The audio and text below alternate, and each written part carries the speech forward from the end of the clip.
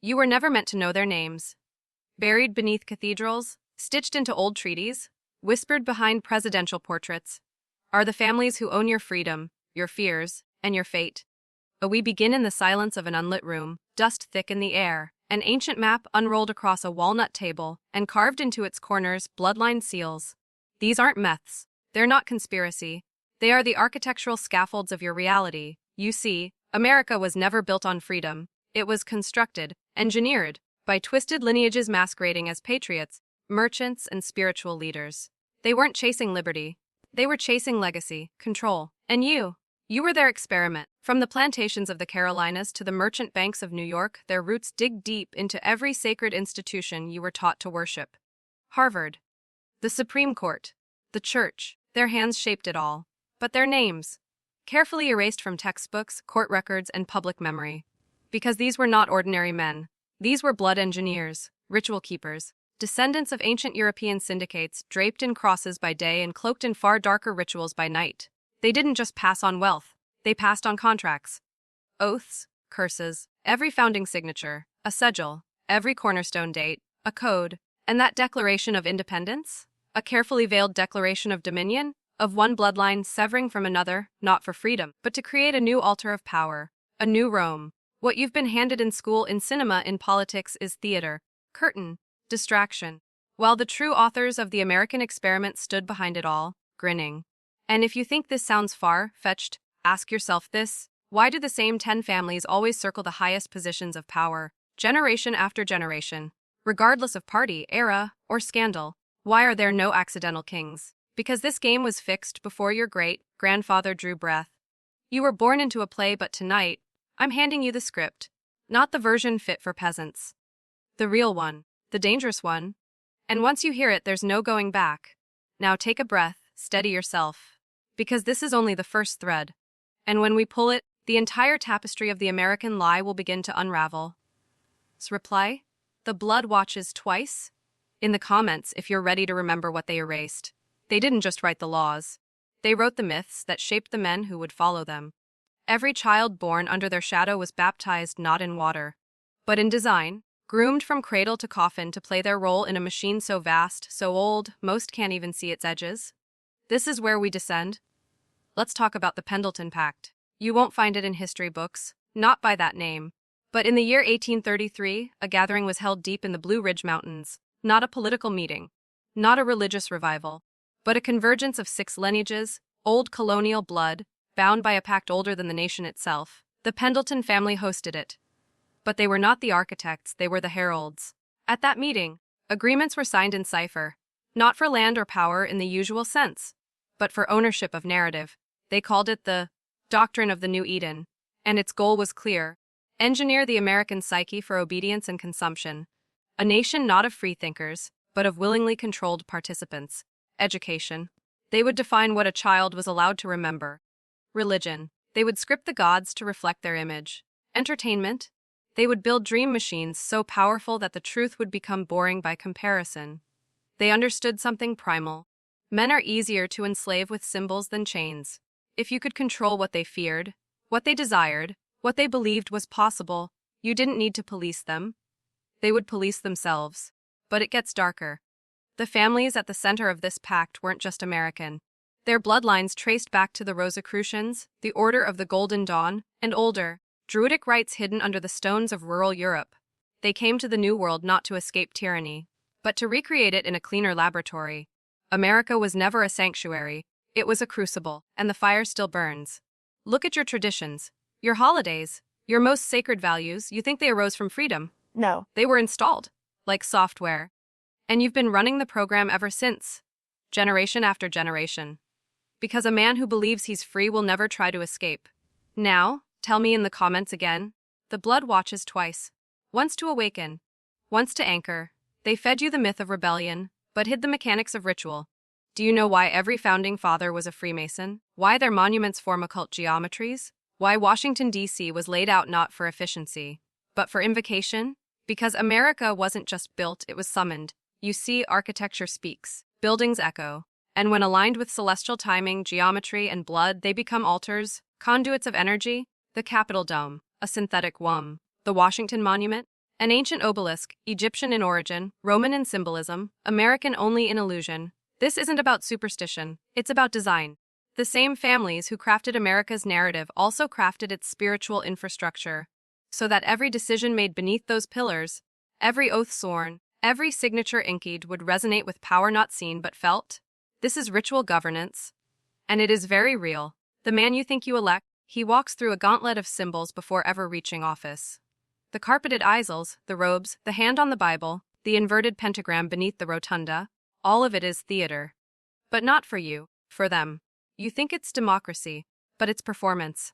A carefully maintained illusion where choice is permitted, only within corridors they designed centuries ago. And while you debate policies, candidates, and social movements, they're watching something else entirely: compliance curves, emotional resonance, ideological erosion. Because the true currency of power isn't money or votes, it's belief. Belief that your prison is a palace. Belief that their rituals are relics, not active technologies of control. That's how they trap the modern man. Not with brute force, but with meaning. They rewire your archetypes. Hero-villain, patriot, traitor. And once you accept their definitions, they don't need to kill you. You'll kill yourself defending the system that feeds on you. This is not paranoia, it's legacy. And if you trace every major psychological shift in America, the wars, the panics, the reforms, the technological leaps, you'll find a single, burning thread beneath it all: intentional manipulation by ancient design. The Bloodlines knew that one day, you'd begin to wake up. So they built layers of protection around their truth. Mockery, disinformation, distraction. And yet here you are, peeling it back, one revelation at a time. But beware, the deeper we go, the less of your old self will survive. By now, you've felt it, something old stirring behind the veil. And it should terrify you. Because what we're exposing isn't just history, it's continuity. A system that never fell, never fractured, never surrendered. It only changed shape.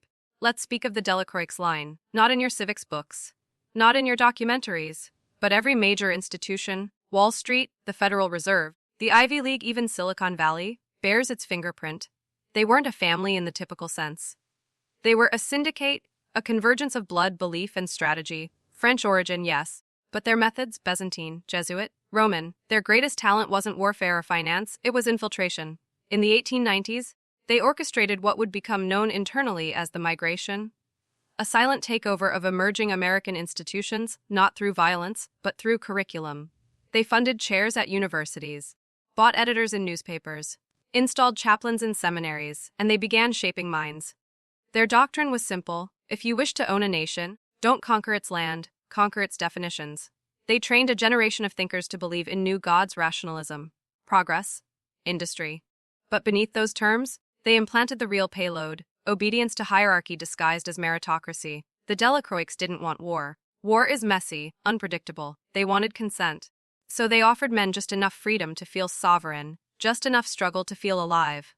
And then trapped them in loops of distraction: careers, mortgages, political tribalism, and cheap dopamine. They knew something that the average man still refuses to admit: freedom, without awareness, is just another leash. And most men will choose comfort over truth every time. Now let's talk about the ritual of public humiliation, a tool favored by these Bloodlines. Ever wonder why scandals break just before elections? Why revered figures are destroyed with precision, only to be replaced by familiar archetypes in new suits? It's programming. Destroy the father, confuse the son, repeat the cycle. A broken man is easier to reshape, and in that trauma, they offer you a new savior, one of their own, every time. This is spiritual warfare waged through institutions, and most will never see it. But you're beginning to feel the edges of it now. The unease in your spine, that's not fear, it's remembrance. Because deep down, you've always known something was wrong. And now, the shadows are whispering back. Let me take you deeper. They taught you to fear the dark, but never asked why the light feels empty.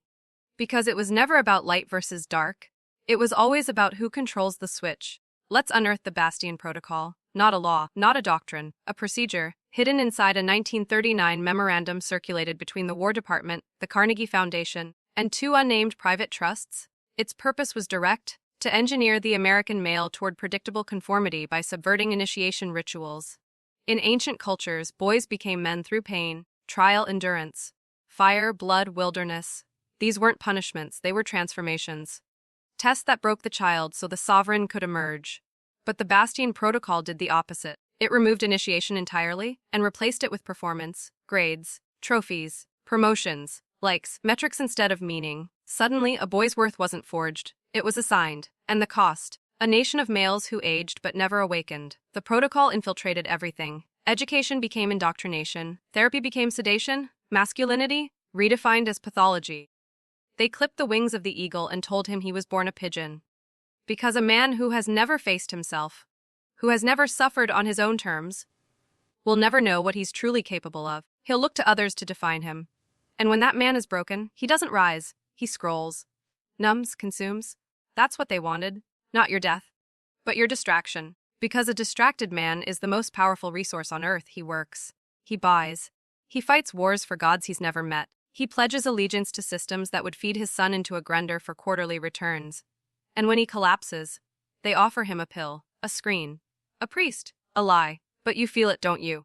That old voice inside you, growling from beneath the static. The one that knows you were meant for more than this loop of weakness and worship. That voice is dangerous. That voice is unbought. That voice is why they built the Bastion Protocol in the first place. To keep you from ever hearing it clearly. But tonight, the frequency has been shattered. You're hearing it again now. You're remembering.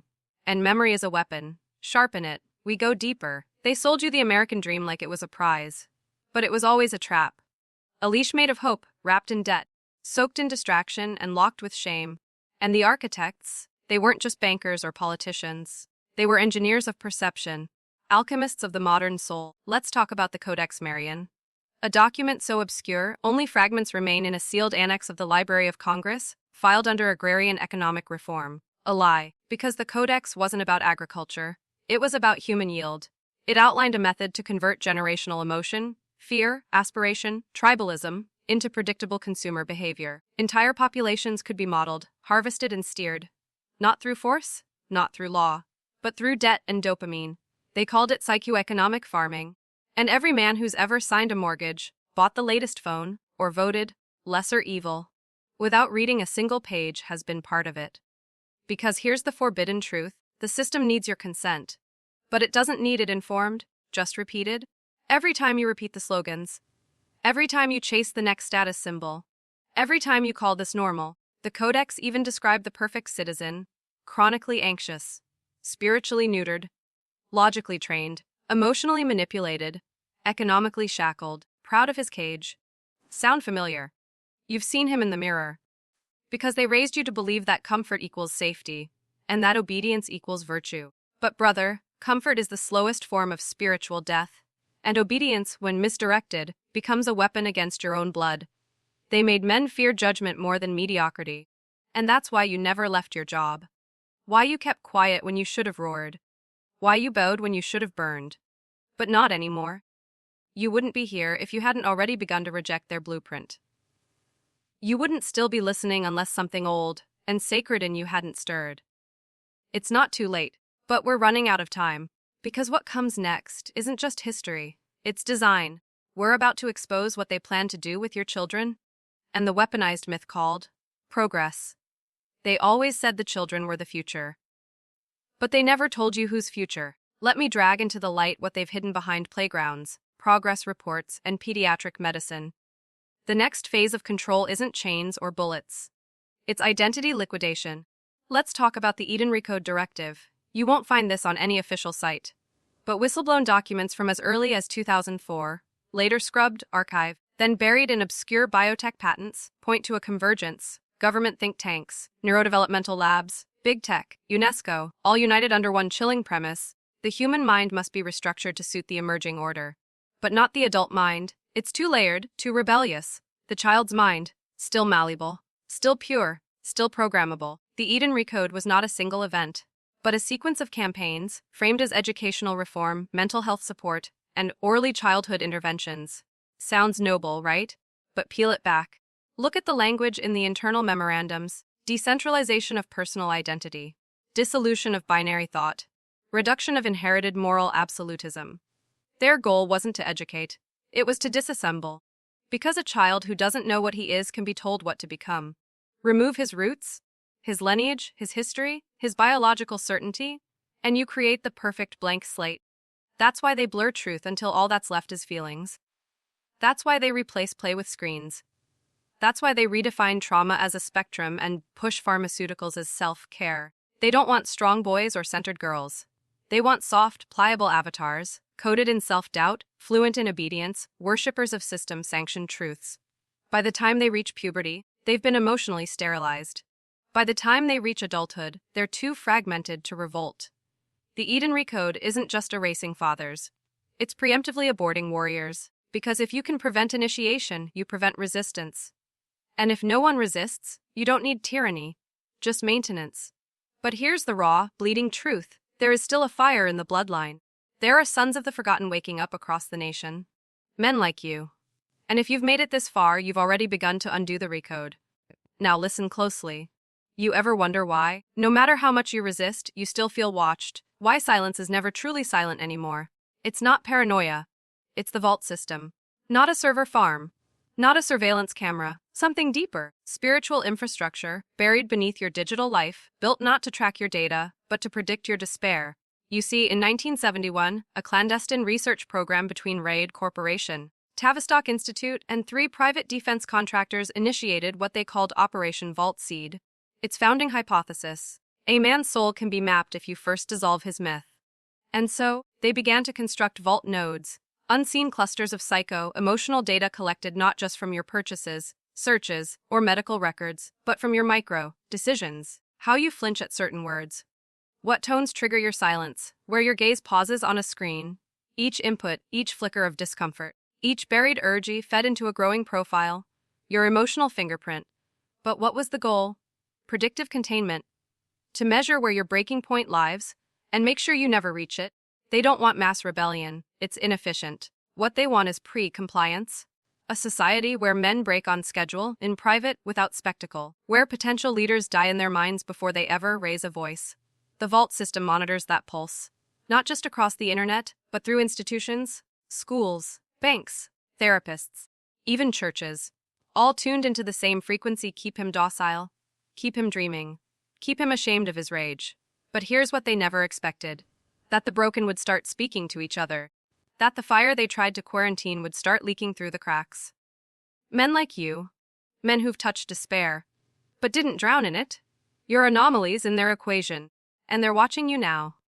Not because you're dangerous. But because you're becoming unprogrammable.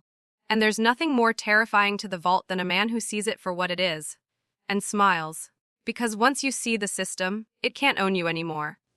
And when enough men see it, it can't exist at all. They keep saying we're evolving, that the world is getting better, smarter, more connected. But step back just once, and look at what progress has actually built. Men who hate themselves for being men. Children who don't know what they are. Families torn apart in the name of convenience. Loneliness at epidemic levels, despite global connectivity. What if I told you that this version of progress was engineered regression? Enter the Aurora Index, a classified think tank document dating back to 1987, now declassified in heavily redacted fragments, but still traceable through certain Department of Energy task force budgets. Its thesis? Human advancement must be redirected to ensure emotional compliance within centralized systems. Translated: don't let the herd get too strong. Because strong men question. Strong men don't need 10 medications to feel okay. Strong men raise families, not flags of false virtue. So they inverted the ladder. Told you that logic is violence. That masculinity is oppression. That tradition is ignorance. And that progress means surrendering everything ancient, sacred, and earned for ease, for trend, for safety. But safety is a bribe, and progress is the language of captors. You think this age is modern. You still live under the same ancient symbols. The all-seeing eye, the twin pillars, the false sun. But now they beam through your pocket, not your temple. The Aurora Index describes 3 phases of detachment. Dislocate the masculine from the mystical. Replace inner truth with social affirmation. Reframe obedience as enlightenment. It worked. Until now. Because something went wrong. A signal's pulsing through the system. Men waking up, refusing prescriptions, throwing away scripts, building lives in defiance of algorithm. Men like you. And when the system senses you've exited its dream, it doesn't attack. It isolates. You'll feel it: friends drifting, feeds muting, doors closing. Not because they hate you, but because you no longer match their programming. You've become an error in the code. And yet, that error, that's freedom. You weren't born to evolve into a better machine. You were born to remember what machines were built to erase. Before they could hijack the man, they had to sabotage the boy. Enter the true altar of indoctrination, the American school system. You thought it was built to educate, no? It was built to standardize, to extract wildness, to erase fire, to domesticate the next generation of kings. Before they even learned how to lift their swords, let's rip off the polished illusion and confront the origins. The U.S. education system was not designed by lovers of liberty.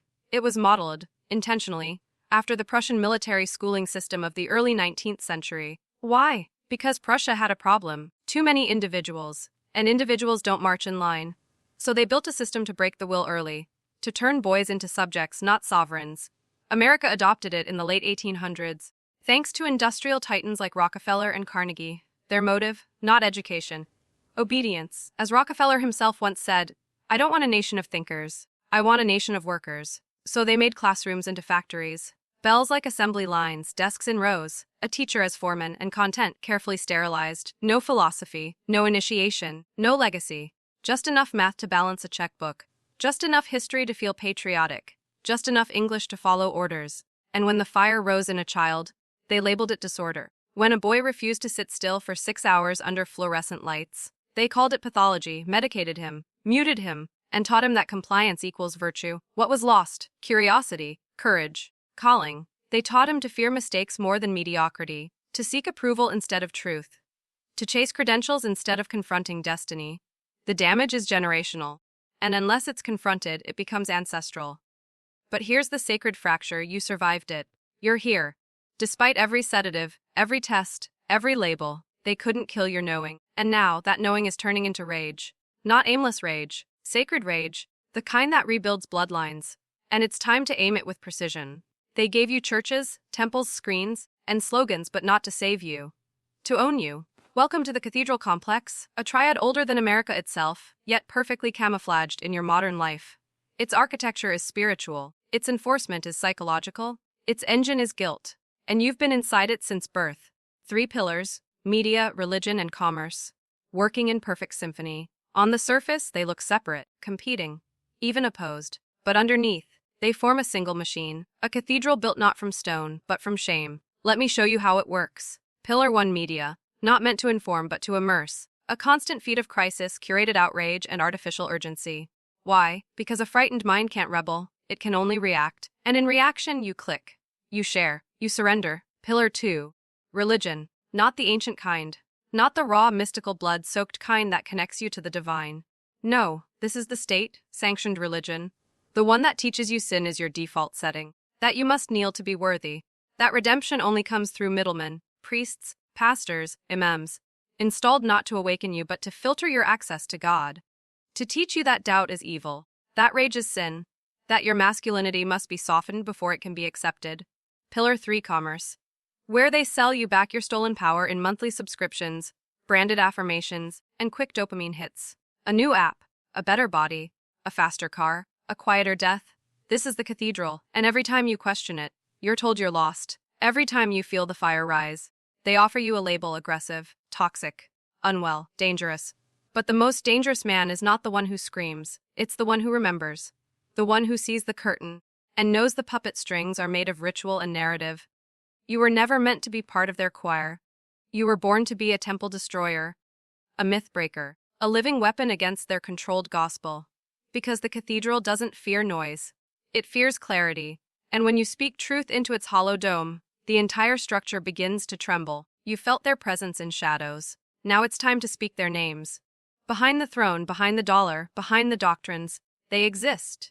Not myth, not metaphor, blood. Welcome to the Blood Archives. A suppressed collection of genealogical records, occult correspondences, and sealed inheritance documents smuggled through aristocratic lines into American soil during the colonial expansion. Most of it never made the history books, because they wrote the history books, but some fragments survived, hidden in esoteric libraries, encoded in paintings, whispered in Masonic halls too old to be called American, and those fragments point to a single, undeniable patterns. The same families rule everything, not metaphorically, biologically. Let me give you the chain. 13 of the 45 U.S. presidents, including Bush, Obama, and Clinton, trace their bloodline to King John of England. Yes, the tyrant behind the Magna Carta. The so-called birth of liberty was actually a transfer of control. Follow that blood and you'll find it snakes through Europe's darkest orders. The Plantagenets, the Habsburgs, the Medici, the Rothschilds. Before crossing the Atlantic disguised as traders, settlers, missionaries. But they weren't coming for peace. They were coming to build the new temple. The American experiment was seeded by these families, not to empower the many, but to safeguard the few. They embedded themselves in universities, in courts, in industries, not to contribute, to curate, to guide history away from uprising and toward ritual, because every 4 years you're told to vote, to speak, to choose. But your choices? Are their descendants, wrapped in different brands? Sold with different slogans, programmed with just enough difference to keep you distracted. But their allegiance is not to you. It's to legacy. The blood archives reveal something even darker. Each major war increased their assets. Each economic crash consolidated their holdings. Each civil movement created new data to perfect the vault. The chaos you live through is their currency. But here's the rupture: blood doesn't mean invincibility. It means predictability. And if you can map a family's rituals, if you can decode their fears, you can fracture their patterns. Because every lineage carries a curse as well as a crown. And you, brother, you might just be the crack in their inheritance. You've driven past them, walked by them, maybe even entered them, but you didn't see them. Because you were never meant to. Let's enter the ritual houses, the silent fortresses where the bloodlines still feed the machine. Not just buildings, not just estates. Active portals, sanctuaries of control where oaths are sworn. Blood is kept, and the old rites never stopped. They don't call them ritual houses publicly, of course. You'd know them as private, philanthropic clubs. Historic manors, Ivy League fraternity halls, remote lodges buried in the Appalachians or behind iron gates in Virginia. But their architecture is the first giveaway. The triple archways, the black and white tile in the foyer, the spiral staircase that leads nowhere. These are not accidents. They are sigils made stone, blueprints for invocation. Every major American bloodline maintains at least one active house, where the public mask drops and the ancient tongue is spoken freely. There, they don't talk about policy. They summon outcomes. Initiates aren't just taught. They're reborn, not through enlightenment, but through replacement. Personal identity is stripped, heritage is rewritten, spirit is bound, and the reward? Influence, immunity, untouchability. But it comes at a price you don't leave? Not truly, because the higher you rise, the more blood you owe. Each ritual house holds a relic, something carried from the old world: a chalice, a sword, a bone, a manuscript. These are more than symbols, they are anchors, and they must remain hidden. Because if exposed, they unravel the myth that the system is modern, rational, secular. It isn't. It's spiritual warfare disguised as civics. Now here's where it turns. Some of these houses are crumbling. Not because of age, but because the rituals are failing. They're losing fidelity. Why? Because the collective unconscious is waking up. Men like you are disrupting the frequency. The system is still strong, but it's starting to glitch. The vault can't fully read you. The cathedral can't fully guilt you. And the ritual houses can feel their grip slipping. They're panicking. Because when a man sees the temple for what it is, and still refuses to kneel, he becomes a contagion, a virus in the source code. And the bloodlines have no vaccine for clarity. Beneath every decision you've ever obeyed, there is a room, not metaphor, not allegory, a real place, so protected, so insulated from the rest of the world. It doesn't exist on maps, in records, or in memory. They call it the Room of 13, built beneath the original foundations of what would become Washington, D.C., not by colonists, but by designers. European architects trained in geomancy, sacred geometry, and necro-symbolism. The room isn't under the Capitol, it's under the first cathedral. Buried in limestone, sealed in brass, and guarded by ritual, not soldiers. Inside that room, 13 chairs, 12 symbols, and one table made of petrified oak, ringed in iron sigils dating back to pre-Christian Europe. This is where the real timelines are chosen. Before wars, before elections, before movements erupt, organically, in the streets. 13 individuals, never elected, never named, meet once every 13 years. But here's the twist: they don't rule. They steward. They serve the doctrine of the current. A belief older than any constitution, older than any crown. It states, the world must be directed by pressure, not presence. By rhythm, not rule. The hand must be invisible, or the music breaks. They don't decide who wins. They decide what must be felt by the collective during each cycle. Hope, fear, division, hunger, and then the puppets. Your leaders, thinkers, saints, and rebels, are chosen, trained, installed to generate that outcome. It's orchestration at the soul level. They choose frequencies, not headlines. But there's more. The 13th chair? It remains empty. Always it's symbolic and spiritual. It represents the one who breaks the chain, the one they've always feared, the anomaly who refuses the offer, defies the ritual, and brings fire instead of balance. Every cycle they anticipate his arrival. Every cycle they prepare containment. And every cycle so far it has worked until now, because anomalies are rising, not one, many, scattered, silent, watching. And for the first time since 1776, the room has a crack in its ceiling. Because when enough men reclaim their names, reject the cycle, and refuse the altar, that empty chair doesn't stay empty. It becomes occupied. And what sits in it is not control, it's correction. They didn't just erase your history. They burned your memory of ever having one. That's what the mnemonic well was built for. A structure, a system, a weapon. You won't find it in textbooks. You won't hear it in podcasts. You won't feel it. Because you were taught to forget how to feel. Deep beneath the Library of Congress, hidden beneath false blueprints and sealed levels, there exists a vault, circular, silent, inside a chamber designed not to store knowledge, but to drain it. Its true name, the mnemonic well, and its purpose, to siphon ancestral memory from the collective unconscious, to strip every generation of the whispers they were born with. Every man is born carrying a code, a map, the instincts of builders, warriors, protectors, seers, not metaphor, memory, bloodline memory, passed through bone, through father, through fire. But the well is a black sun. It doesn't just erase data, it distorts truth frequency itself. In the late 1800s, after the so-called Civil War, the first experiments began. Not with computers, with consciousness. Men of letters, secret orders, early technologists, guided by old-world priests, crafted language algorithms designed to rewrite symbols in the brain. They learned something devastating. If you corrupt the first image a child sees of his ancestors, you corrupt his self. That's why history books don't just lie. They invert. The strong become savage. The sacred become primitive. The sovereign become criminal. And once that inversion locks in, a man forgets his origin. He becomes easy to shape, easy to guilt, easy to program. The mnemonic well grew over time. No longer a chamber. Now it's every screen, every school, every inherited shame. And now you understand why most men feel lost. It's not because they're broken. It's because they were cleansed. Cleansed of story, of strength, of signal.